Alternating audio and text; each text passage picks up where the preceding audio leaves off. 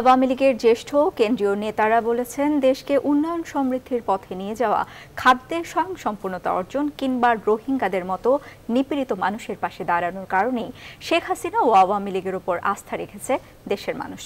শনিবার বিকেলে সোহরাওয়ার্দী উদ্যানে আওয়ামী লীগের বিজয় সমাবেশে তারা এসব কথা বলেন। বিস্তারিত জানাচ্ছেন তানজির মেহেদী। একাদশ জাতীয় নির্বাচনে অভাবনীয় বিজয় উদযাপন করতে আওয়ামী লীগের এই বিজয় সমাবেশ। সকাল থেকে অসংখ্য মানুষের পদচারণায় মুখর গোটা সোহরাওয়ার্দী উদ্যান। মূল মঞ্চের একটু সামনে সংস্কৃতি মঞ্চ। দিনভর সেখানে গান কবিতা পরিবেশন করেন বরেণ্য শিল্পীরা। প্রধানমন্ত্রী ও আওয়ামী লীগ সভাপতি শেখ হাসিনাও যুক্ত হন সেই উৎসব মুখরতায়।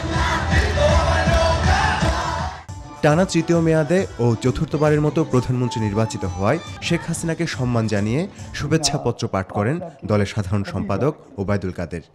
সমৃদ্ধির অগ্রযাত্রায় বাংলাদেশকে আপনি সেই উচ্চতায় নিয়ে গেছেন যা বিশ্বের বিস্ময়। দলের জ্যেষ্ঠ নেতারা বলেন, উন্নয়ন আর ক্ষুধা দারিদ্র্যমুক্ত বাংলাদেশ বিনির্মাণে আওয়ামী লীগের ওপর আস্থা রেখেছে দেশের মানুষ।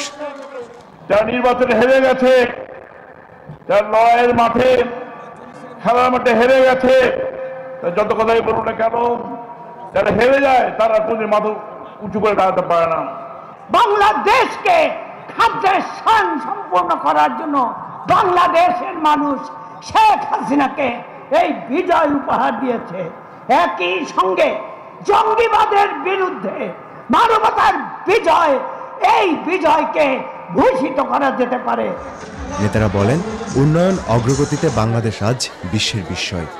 পাকিস্তানের বুদ্ধিজীবীরা বলে আমাদেরকে বাংলাদেশ বানিয়ে দাও। কার জন্য? প্রধানমন্ত্রী শেখ হাসিনার জন্য। আজকে যেটা হয়েছে 30শে ডিসেম্বর, এইটার জন্যই মানুষ অপেক্ষা করেছিল দীর্ঘদিন। বাংলার মানুষ প্রমাণ করেছে তার মাধ্যমেই বঙ্গবন্ধুর আদর্শ বাস্তবায়ন সম্ভব।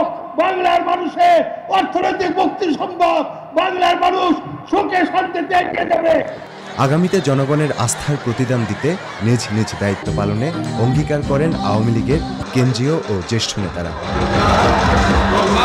তানজির মেহেদী, নিউজ 24, ঢাকা।